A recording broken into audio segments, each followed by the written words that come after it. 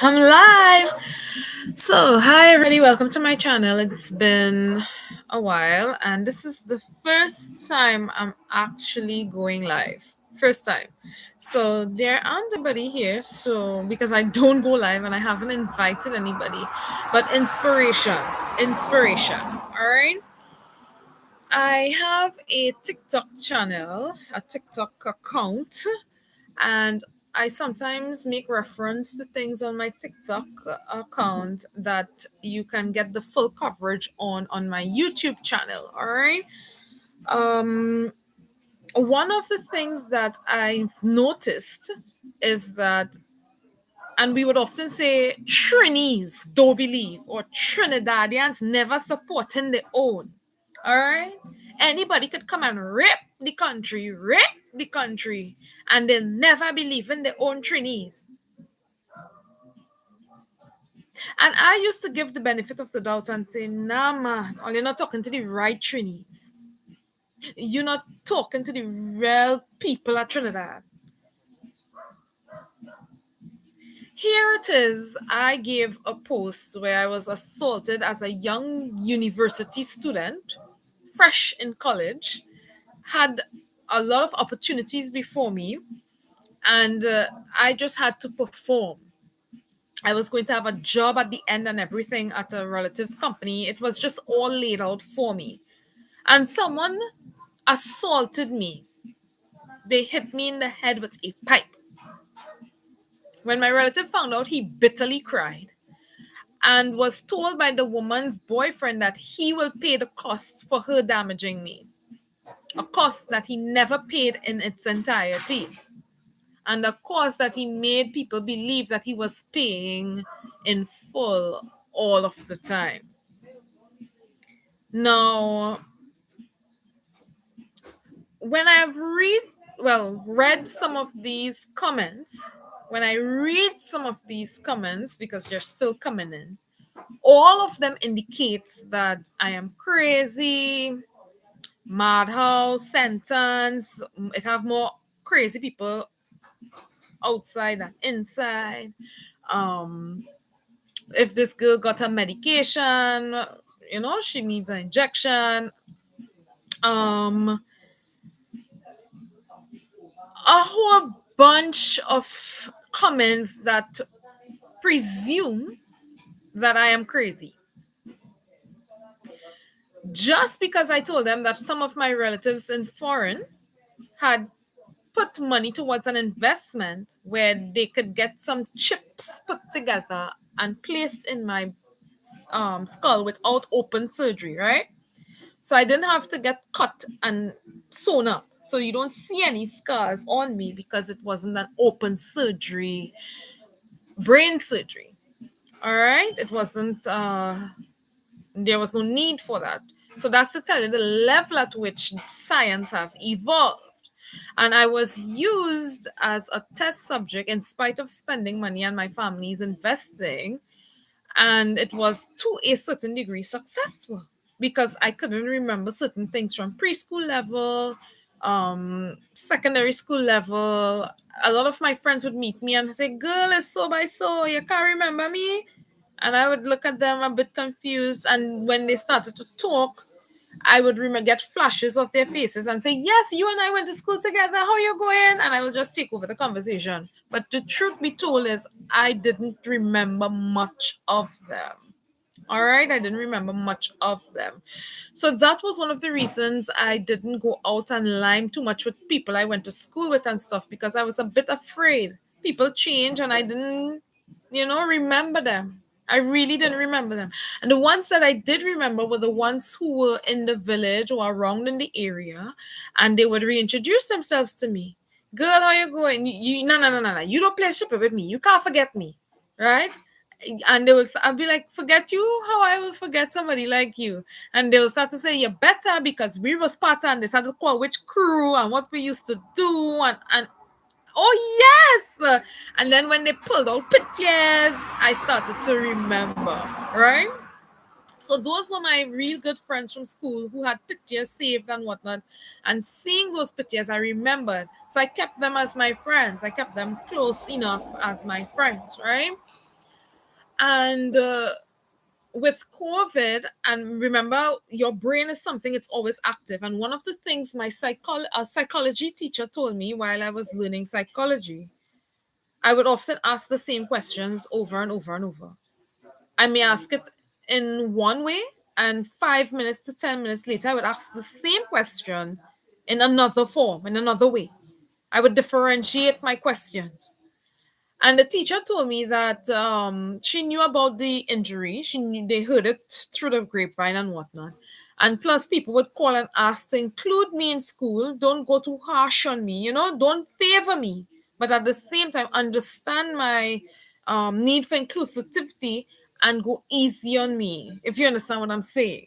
Right? So they're not asking them to cheat or anything, but be patient with me and the nagging of the question asking all the time.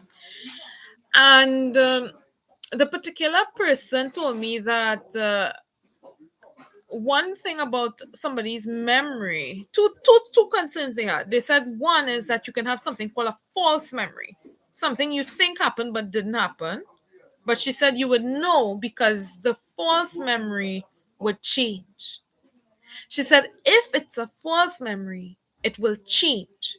She said, but if it's the real memory, you will have the same vivid memory flashing in your head over and over. That's how you know it's real. That's how you know it's a real memory. So sometimes, and you can differentiate between dreams as well. So if you have a dream, right, it's a different feeling, it's a different take to it than a traumatic memory that is resurfacing. She said sometimes if the event is very tragic, you for yourself as a defense mechanism could suppress the memory of that attack. She said, and if it's recurring, your body will naturally forget to protect yourself from getting frightened. That's another psychological explanation, right? So she was asked to diagnose me as a psychologist, and she was asked to look after me to a certain degree to ensure that I don't regress or become dangerous, because people were thinking, well, couldn't there be a dangerous side to her? So, considering that my job entails looking after children to a certain degree, duty of care is important. And to ensure that I was fit for the job, that was one of the measures she took. They made sure and gave me an unofficial psychological test. And the reason it's unofficial, it's because it was not written. But everything a qualified psychologist will do to assess someone was done, right? They observe me with my friends through play. They observe my writings. They would test me with certain questions and observe and all of these things. And I was under their tutelage for about 3 to 4 years. All right. So they had enough time. And when I switched schools, they continued observing me to see if my attitudes would change in a new environment. And it didn't change. I became even more good because I started going to a Christian school. So I had to be more Christian, right? And more jolly and do my work with more joy and gladness, right? So they stated that I was overfit. They said she's overfit for the job. She's good. Nothing's wrong with her psychologically. It's just the questioning. She would keep asking the same questions. So I said, but it's good for her job and the children because in asking them the same questions in different way, she's differentiating learning, and she will reach different learners at different levels. So it's actually working out for good in her case. All right. Now, one of the things that the psychologist stated is that you need a rest. She said, the day before Christmas Eve, I was on the school's compound in the library learning work for the semester to come. And when she saw that, because she was, I think, dropping off papers, last minute papers to the office for handing up to be graded or whatever, to place on the site and whatnot. And she saw me, and they had a discussion with other teachers. They said, "Why is this child on the compound? It's near Christmas, for crying out loud." So one of the teachers asked if I was having issues at home or is someone abusing you. So I laughed at this age. So I said, "No, miss. What happened is that I'm not gifted. I'm not brilliant. I'm not gifted, but I have to pass. If I fail, it means to say my employer could I can get in trouble with my employer because I was on a scholarship and I was being paid to learn." And I had this fear of not remembering because I would lose the memory of what I learned and had to go back through it again and again and again. So I was afraid to take a break from my studies because I was afraid to lose the knowledge or not be able to recall on time because I would have had to wait longer and trying to think back. So I would often go all the way down to the end of the term revising, and as soon as school opened, I would be ahead of the class by a few chapters, probably about 3 to 5 chapters ahead. All right. Now, I was not competing with the rest of students, nor will I ever compete with students. All right. I compete with myself. I like to make myself better in each area, right? Competing with other people as a student is ridiculous. I believe in discussion, peer learning, peer reviewing, but not competing. It doesn't help anybody. That's just my opinion. That's just what I believe, right? You might feel a bit silly if somebody's smarter than you and you would push yourself, but you wouldn't compete with them, in any negative way or create problems. Now, what I found is that what these trained psychologists, were saying, and some of my lecturers were saying, was that my brain wasn't being given enough time to rest in order for me to remember. All right. They stated it was activities after activities because they saw me on campus all the time in something. Everything the campus was offering, I was taking part in it. They would see me, talking with friends, and each one of my friends, I knew their names, and I would, be remembering the events. I may not remember the exact date and time, but I would remember we were doing this, we were doing that, we have to do this, don't forget that part, and I had a good relationship with my friends in school, with my peers, because it was all about helping each other. Because in helping each other, we were helping the group, and in turn, I was getting an A or a B or a high letter grade because everybody knew the work, and when we got marked as a group. So it wasn't just me. So I had to ensure everybody knew their parts because I would have been affected. All right. Now, given that the lecturer told me take a rest, I couldn't. I was on a mission to get to my master's because I wanted a master's. I never saw myself as a PhD candidate, but I saw myself having a master's, right?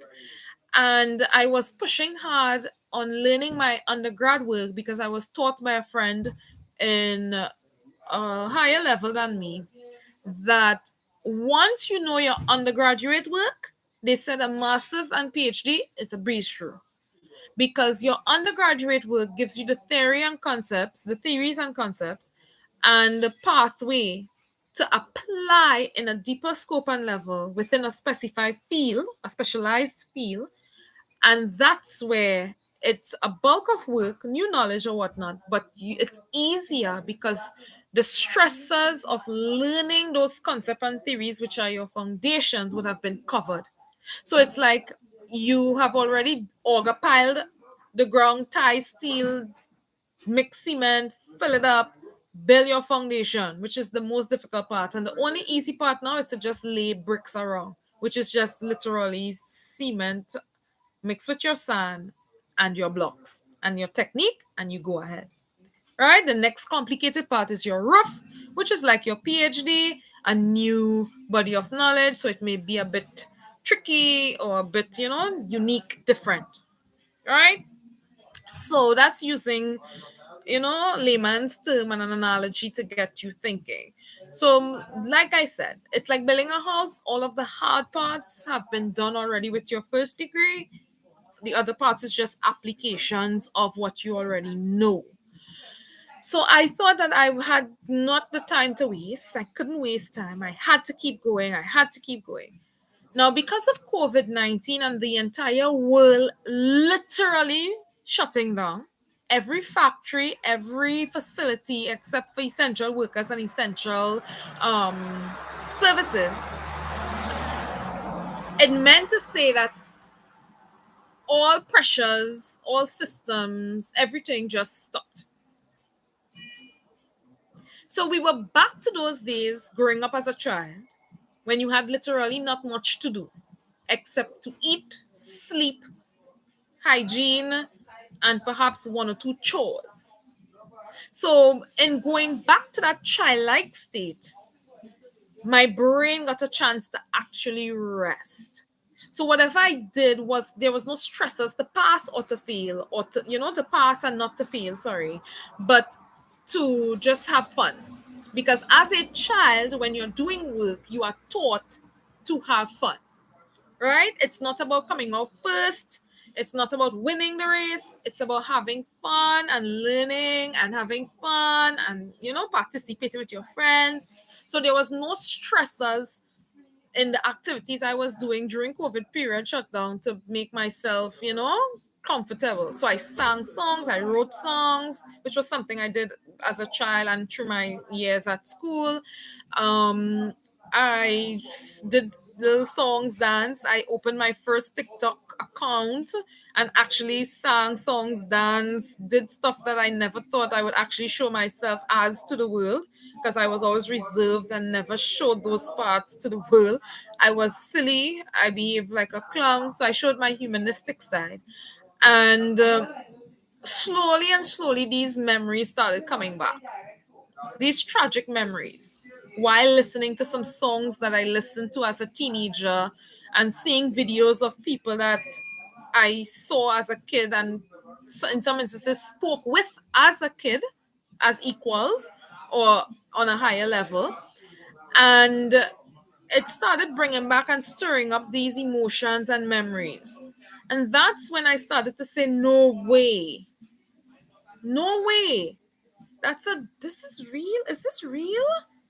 Do I know these people? Have we met? And I started questioning, I know these people from somewhere. And then I started thinking about it. I prayed about it. I thought about it some more. I prayed about it some more. And I just started thinking and started talking to myself, not in a demented way, but consoling myself and saying, maybe you did know these people. Maybe you liked one of them. Did you date any of them? And I started questioning myself out loud like that. Have I been out, are they relatives of mine? Have they visited relatives of mine and we met there? How do I know these people? Because they feel so familiar to me and they look familiar to me too. All right. So as I started to question myself, that's when more and more visions and memories of this person and these other people came back to mind. And not just their presence in my life and purpose, but the assault of other people that wanted their way with these people, these guys and girls wanted their way with them and thought I was a hindrance to what they wanted because I wanted these guys and girls on a Christian pathway.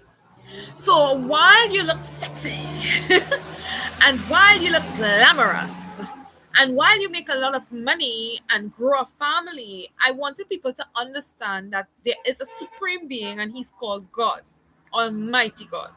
And I wanted them to understand that there is discretion in all things. Never lose your soul, never lose yourself. Don't hurt other people. Love your fans, love people. And while I was watching these videos, and I would remember and see elements of what I was telling them. And one of these guys had taken my words very seriously and some of my actions very seriously. And he put it in his songs. right? Simple little silly things. And he would put it in his songs and tell me that I would get a percentage of his earnings because I'm including it in the song. And I was like, really? You'll do that for somebody like me? And he said, yeah. He was like, one of the reasons why I lost respect to a certain degree and was pushed down the ladder, it's because of the things that they said about me. And it was some of the things they did, right?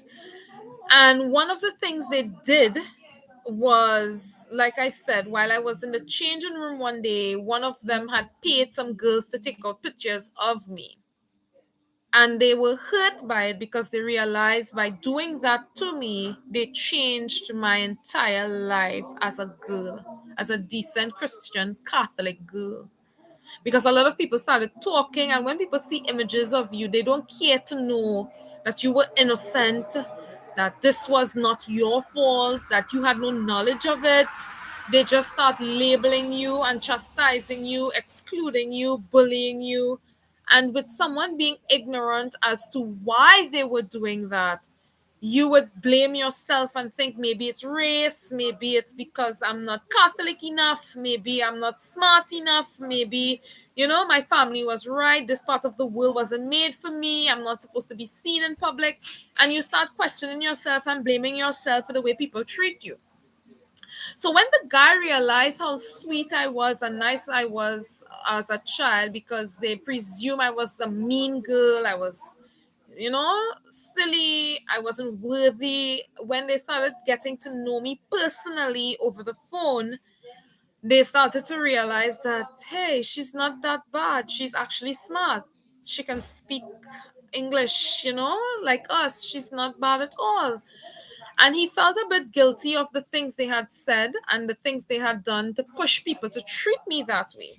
Because growing up, popular guys and popular girls get fans or people to act demented and hurt you because they have the popularity.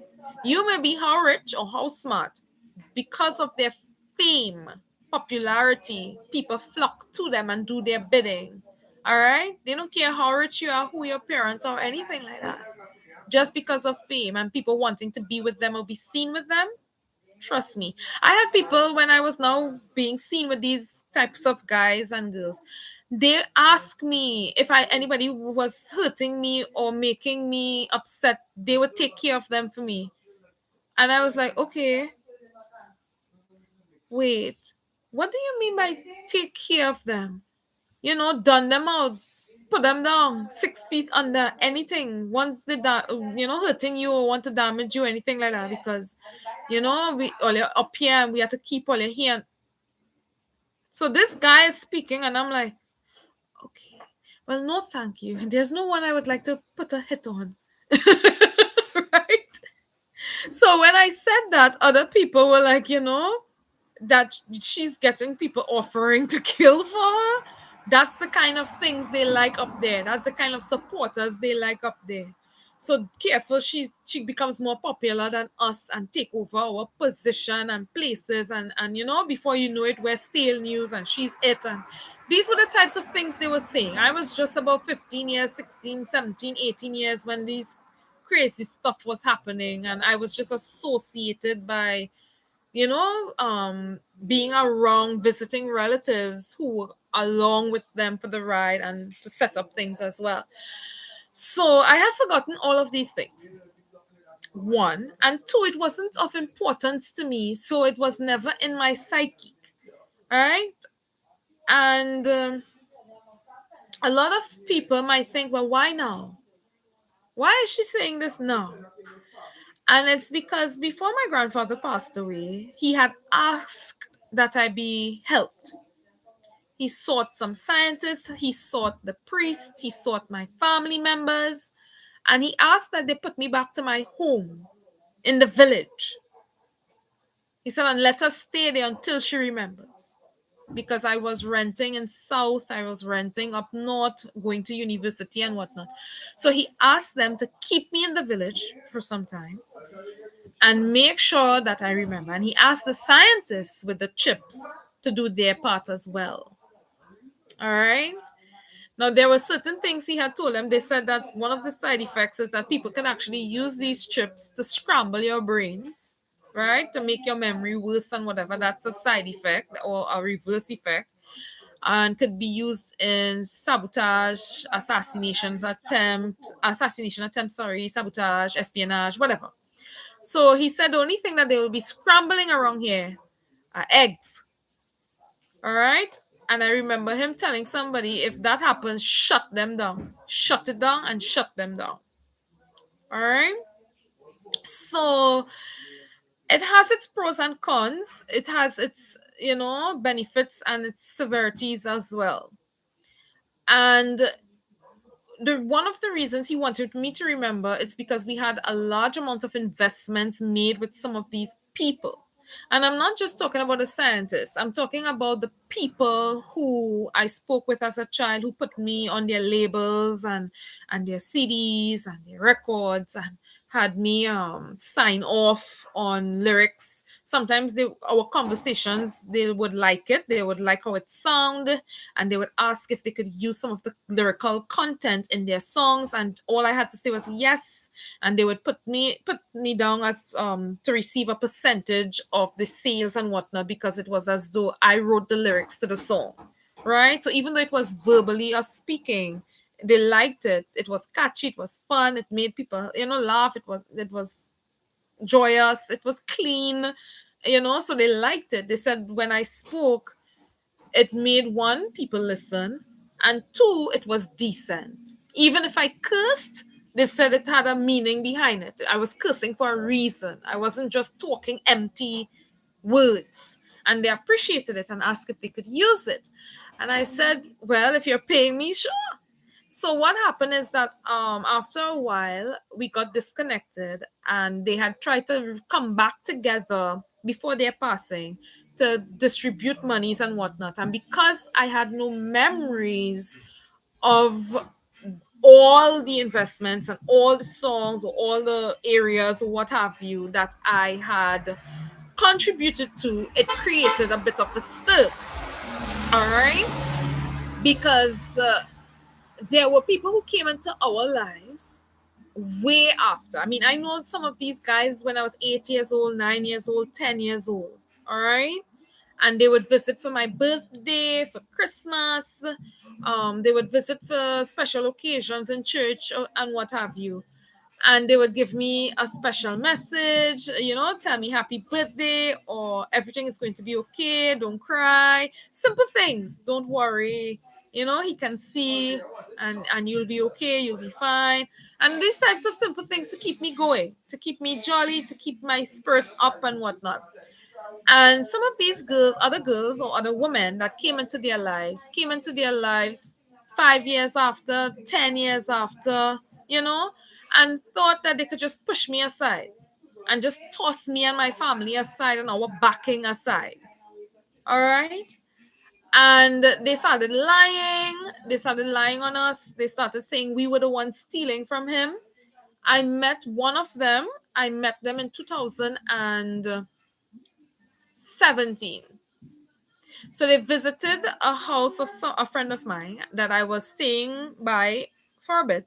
And while making a cook one day, cooking and stuff, this guy just walked into the kitchen and had a seat. So the gentleman who owns the house told me he invited him over. Don't run him and be nice. So I said, why would I run your guest? And I looked at the gentleman and he asked me, do you know who I am? And I said, no. And then I said, I think it's, and I called the person's name. He said, no. He said, I'm actually famous. He said, I used to be rich, but my wife took everything from me. So I said, well, that's a bummer. Why would you? I said, who did you cheat on? Who did you cheat with on her? And he looked at me and I said, your wife wouldn't divorce you if you treated her very well. Very few wives do that. So when he looked at me, I said, I apologize. I was very forward. And I just became quiet and allowed him to speak. And he told me his wife wanted to divorce him, and in some places she divorced him and she took everything and he had nothing. So he wanted some help from me because I was I had some of his money, we had money and whatnot, right? Now I kept telling him I don't have any money. And if a guy like you had money with me, I think I would remember that. So he explained to me that I was hurt, all right? I was assaulted. And that's one of the things they were asked to do, to be gentle with me and patient with me, that I wouldn't remember everything. But it was an emergency. And he needed for me to remember. He needed for me to remember. So I told him, I'm sorry. I mean, when I was small growing up, I did things with people, a lot of people, but I can't remember their names. I can't remember dates and time. I can't even remember exactly what I did. All I know, it wasn't illegal. It's all legal. That's all I know for sure. So he said, with your parents, it has to be, right? I remember him saying that with your parents, it has to be. And I said, exactly. That's how I'm sure it was perfectly legal, because they ensure all the legal steps are followed. And if not they themselves, then they're people. Because if you do something illegal, you topple everything that's good. So that's why we take our time and do everything, even if we have to go through a little dry spell, so to speak, and overcome that, and then get back to what we have to get back to make sure it's done the right way. We do it.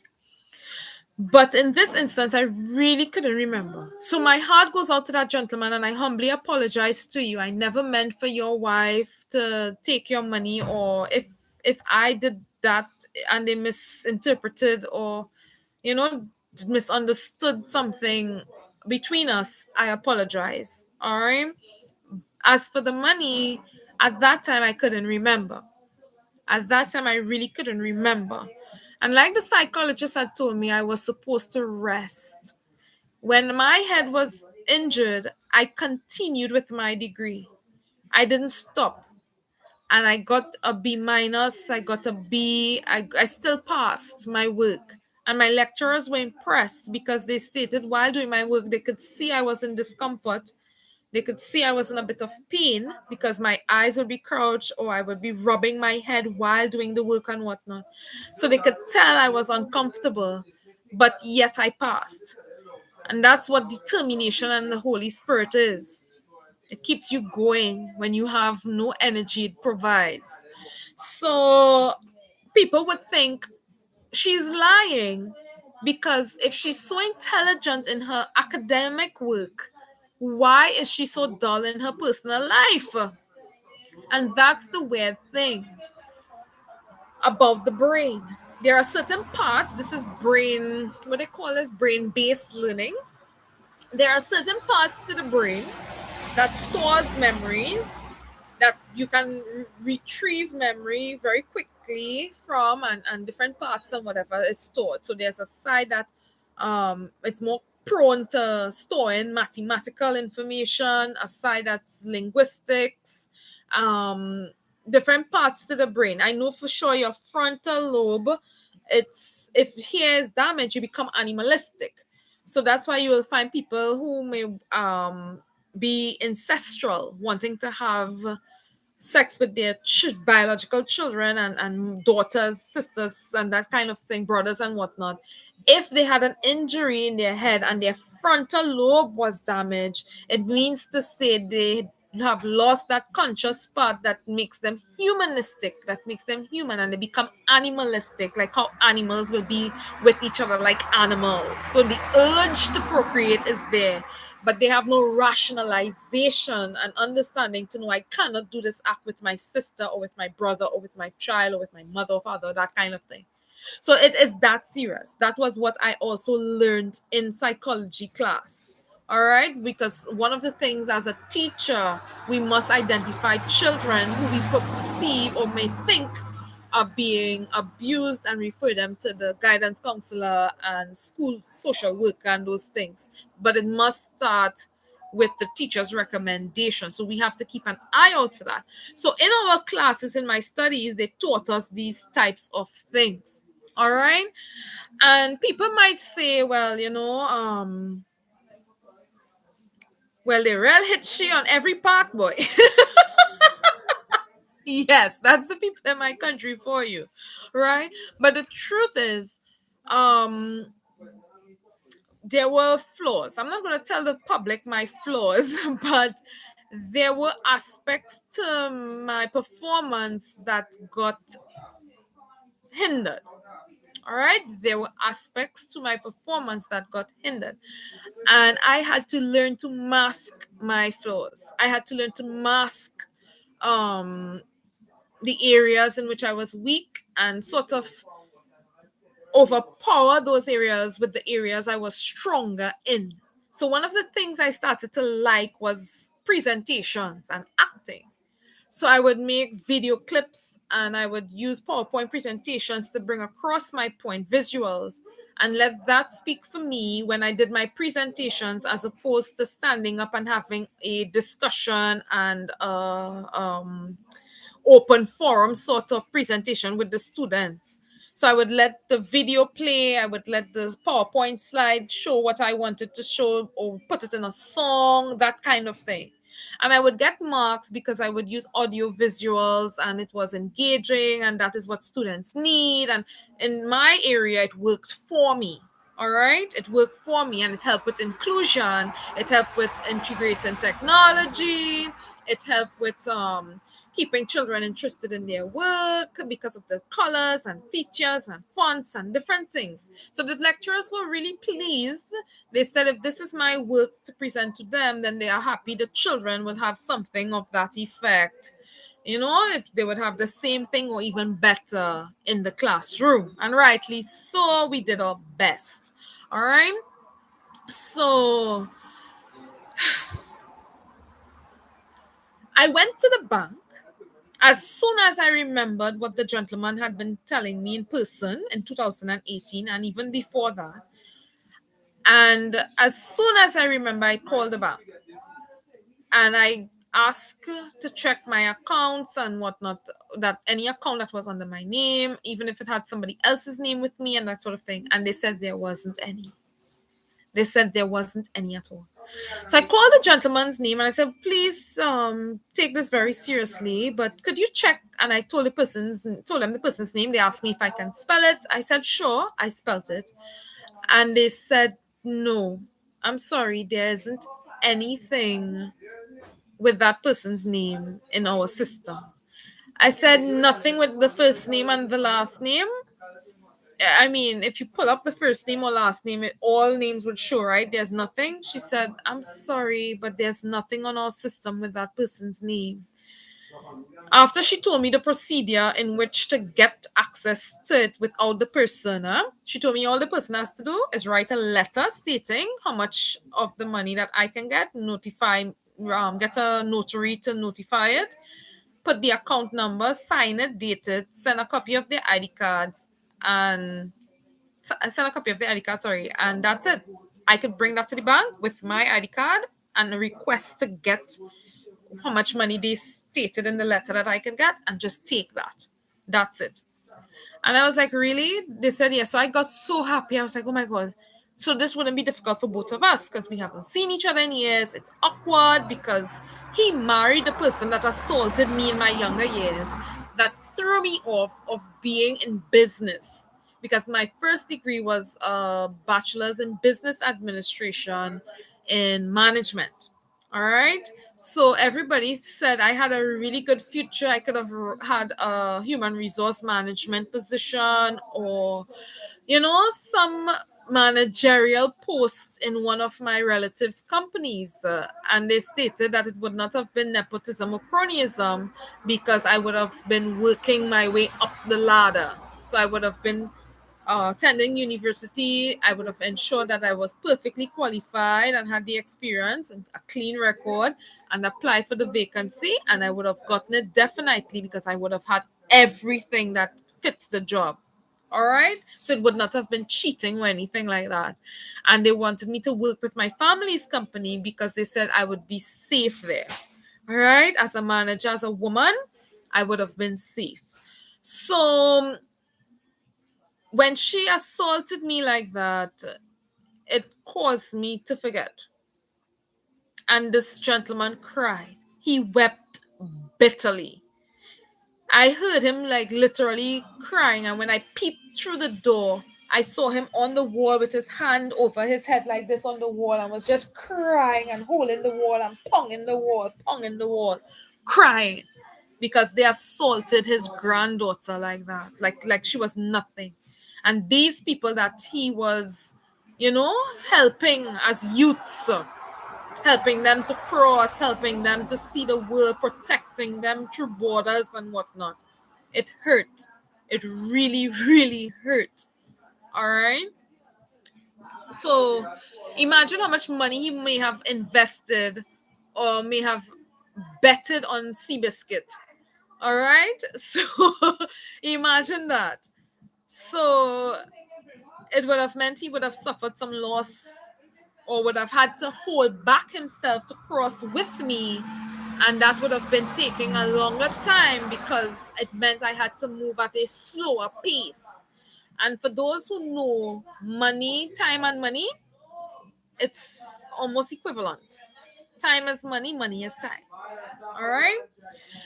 So it made things awkward to try to tell this guy, hey, I remember. I remember what you were trying to reach out to me and explain to me to get done. And here it is, I'm remembering and I'm trying to get it done. And there's no way these people have the information. I went to the Ministry of Legal Affairs and I typed the person's name in the system.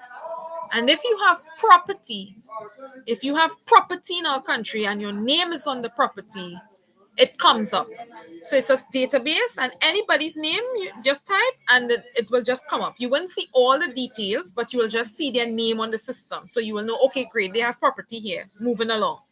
So I know I wasn't crazy. I know I wasn't dreaming because I have the key to the property to which we had also signed together in our country because they stated that they were being blocked from buying property here in Trinidad and Tobago because people were saying that the land in Trinidad and Tobago go to Trinidadians and Tobagonians.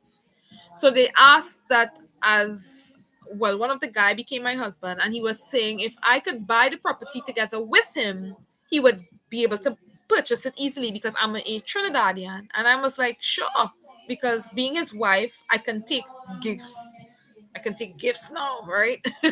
Before growing up, I never took things from him because I was taught not to. Because if you can't reciprocate and in the manner I would like to, don't take anything at all. So I never took anything physically from him, really.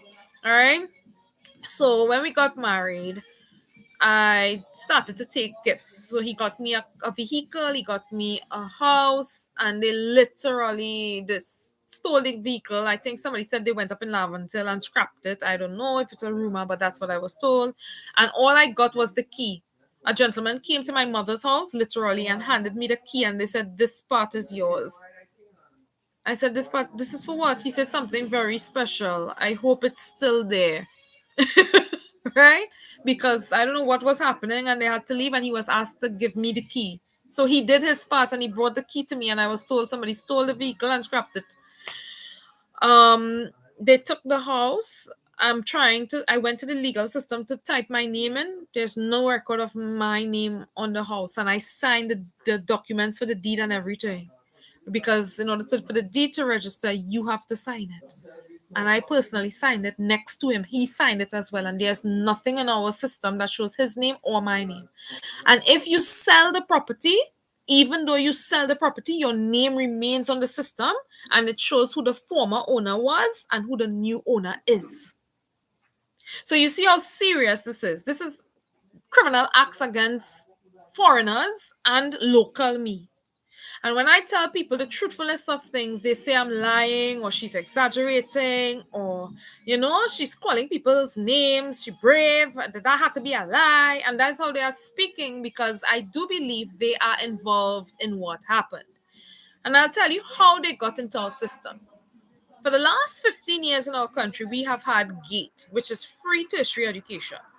And in having free tertiary education, it meant to say that a lot of people who are criminals and children of criminals have gotten the opportunity to go to tertiary level institutions and become highly educated. In some instances, some turn away from crime. In some instances, some return to crime or turn to it. And be doing so, they become organized in their criminal activities. So they are actually going in the system. This is the government legal system and changing up document information and changing up things. When I went to get a copy of my marriage certificate, they stated I was never married. I met the gentleman last year in April because I visited and I met the gentleman. I am thank you for meeting me. I appreciate that you didn't make me feel too stupid and low. Thank you for that. He met me and he told me I'm not crazy, that we did the right thing. And he said, your father really was there. Your father was there to give you away. And he told me all the memories that I had in my mind surfacing. I wasn't quite sure about. We had a little conversation, probably just about a half an hour, probably to an hour. It happened so, it feels like it happened so fast, but we got a lot said. He got a lot said that solidified what my thoughts were telling me. And he stated that I'm sorry about the property because as fast as I was finding out things, I was calling him or messaging him and telling him what's going on. So one of the things our country had is for tax purposes, we had to evaluate properties and send in these documents. So I couldn't remember where the property was, all right, because I think I was in an accident again and had lost again some parts to my memory of what happened exactly. I only had flashes of me signing, him asking me, to sign because he wants property. I had memories of reading it, but I can't remember the details of everything, right? I just know the address, but I'm fighting to see it specifically and I can't see it. All right. So after this incident happened, a few people met me in different areas in our country and told me I was very lucky to have a man like that marry me and take care of me like that, because she was the lawyer that did the paperwork for the deed and whatnot. And she told me, you're very fortunate. Don't break up with him. Even if he has flaws, don't break up with him. She said, guys like that, don't treat girls like that way. All right. So he may not have treated other people that way, but for me, being at 8 years old in his life, when my family had done some very distasteful things and he had to use his fame to pull them out of it, and he explained to me crying that he didn't want to do certain things but had to present himself that way to make people, go easy on some of my family members because of the distasteful things that they were doing. I understood, because likewise I myself had to go out into the world and do some things to get my family life together, because people were planning on hurting them and a whole bunch of other things because of jealousy and a whole bunch of other things. All right, nothing illegal, at least on my part. All right. So my mother at age 37, I am 37 years old. It's 10:48 and she's yelling at me to sleep. So I'm gonna wrap up this conversation by saying to those who have been assisting that if I come forward to the public and tell you that I don't have a house, I don't have a vehicle, I don't have money in the bank, it is because it is being stolen from me. So if you have been sending money to me or for me, this is to say to you, I have not been receiving it because it is being stolen. If we had investments together and I am searching for it and I'm telling you I cannot find it, it is not that I spent it. I never touched monies in my account. And I know this for sure because in 2012, 13, thereabout, people met me and they told me that they wanted to give me some monies from some accounts I had and whatnot. And I told them, keep it in there, keep it there, hold on to it, let it build interest until I find out whose money is it, whose money is it is, sorry, and who gave it to me under what conditions. And I'll tell you why. Because of my memory losses, I did not want to take money from somebody that may have had a deal with me that I could no longer fulfill. For example, It is customary that if a man loves a woman and wants to marry her, he can give her a lavish gift. A bank account with some decent amount of money would suffice. But if over time things have changed and I am no longer interested in him, or him and I have gotten married and have separate lives, it means to say the conditions, the terms and conditions made are not applicable anymore.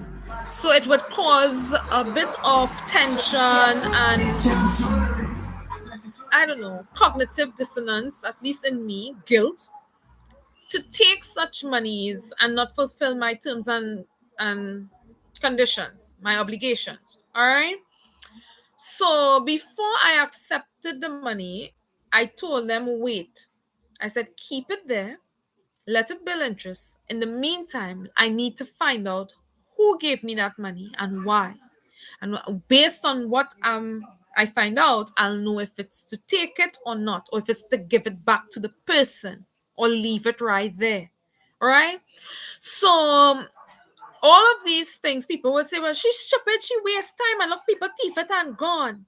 Yes, you may be right, but where would the honor be if I had taken that money as part of a dowry and in the end didn't fulfill my role as a woman to that man? Wouldn't it have been distasteful and unethical of me as a human being? So wouldn't getting and earning and keeping the person's respect be worthy and more honorable than those millions that I would have run off with? So the person, it's hurtful because it was really a lot of money, and I found out that those monies came in because of some pictures people had taken of me that the tabloids had put in their papers in their country and was sued by some relatives of mine. And the guy who sued, he said, we'll open an account and 50-50. He wanted to give me less, but I was like, it's my body image that they use. Even though he was famous, it was my body in the picture with him. So he said, fine, 50-50. And we did the contract and everything. He signed, I signed, and a relative of mine signed. And with that, it had weight. So I remember the manager of Republic Bank telling me at that time, you have no idea how much weight you have. He said, just this piece of paper, you could help speak for some of us, which is why I would try my best and speak good things: health, strength, religion, education, housing. You understand? Basic things, because I can't give the world of things, but decent things, basic things. And they're saying there's nothing there. They are saying, I mean, I can't make up a story this distinct and it can't have some truth to it. And why would this person come in 2018 all the way up near the village, because I was in another village nearby, and meet me in front of other people, ask to speak with me and lie with me a bit in front of all of these people, trying to wait until I remember, trying to be patient with me until I remember. It took COVID, with half of the world population being sick, a percentage of people in the world dying, people crying, wailing, and gnashing of teeth, for me to remember. I myself got sick. And whatnot, right? For me to remember in detail some of these things. So it's really crazy at the degree of which things in the world had to change for me to come back to myself to remember. Because growing up, it was under some of those conditions that we went out into the world to try to get help, to try to get jobs, to try to, work our way up the ladder through education and whatnot. And it was some of those hurdles we had to overcome that we had to reface again. Not being able to have food and not being able to go out the village. That was curfew, and it just brought back those memories, those conditions, and it just brought back the memories when we couldn't leave because there wasn't any taxis to carry us, or not enough money for passage. And with COVID conditions, not being able to go to the bank and not being able to leave the village because there wasn't enough cars on the road, because time and all of these things, it just brought it back, everything back. All right. So I apologize to that gentleman who did that for me with that bank account. I appreciate, because one of the things my father said to me is that to stick with him. He told me stick with him because he ensured that I got paid. He didn't sit by and watch people exploit my body without my permission. He ensured to sue them, take them to court, get money, and he didn't keep it. He put it in a bank account for me and him. All right. So I appreciated that he honored me that way. Not much guys think of the feelings of a girl, right? Even if he may have done it to get leverage with my father, all right. The point is, he ensured that I got paid and that my name went down on a piece of paper with something substantial. Where it went, that is the next question. So I'm throwing this out to you in the public, and I hope it gets to you that I didn't steal from you, nor have I ever thought of stealing from you, nor will I ever think of stealing from you. I'll just tell you, boy, I take so much and so much. When I have time, I'll give you back, right? Right? In our Trini local parts. I'm making a borrow, but I won't steal from you. It's not my nature to steal from people. And if you want to link up, write a letter, note, whatever, get to me in person, whatever, I'm willing to listen. I'm able to listen at this time, and we could come together with a team of lawyers if you have evidence, and we can get back to these accounts. All right, we can get back our things from these accounts. Plus, if you can get my relatives who signed to witness that we did in fact did this, all right, because the interest on it, it's supposed to be 135 in the next 2 years if that wasn't touched. All right, so I'm thinking maybe they masked it, or how do you, there's a word, somebody who is higher up the ladder in some technocrat stuff, they stated that to protect some people's accounts from being stolen or copied, like a phishing site or something, they could actually block your account by masking it as if your account is empty or has a low figure in it or is non-existent. And in doing so, the money is there, the account is there, it is in existence, but to the person looking from that area or that system, they won't see it at all. Or they may see it with $0 in it, or they may see it with a lower figure in it. All right. So that's the way they were trying to protect people like us, whom they were trying to steal from or whom they were trying to attack to get stuff from. I don't know if that is what has happened, and they test run it to see, and I presume that it's there, but we are not seeing it because it's being protected, and they are waiting for next place that's more safe for everybody or something to reveal it, or a place where we could share with them or something. I don't know, because they are that bold-faced. So I'm praying for the best, and I'm praying for the worst to go. So if you want to link up, I am able to testify because I remember. I can call some names, I can call some locations, and our relatives who would have the evidence and the power and authority could also help us. So I'm ready. I'm sorry I wasn't ready all those years ago. I'm sorry if I looked to you as someone wasting your time or stealing from you. I am sorry that whatever happened to your wife, you were affected that way and needed it then, and I couldn't help. I am sorry that I caused you any pain, damages, opportunity costs, stigma damages, loss, whatever else. I am truly and humbly sorry, and I ask for your forgiveness on those things. All right. So I hope this video gets out to you and that you remember. Right now I have $0. So if anybody thinks of kidnapping me, you will get literally nothing. Have a wonderful night, a wonderful day. My first live is coming to an end. Oh, here we go. End stream. Have a good night. Bye.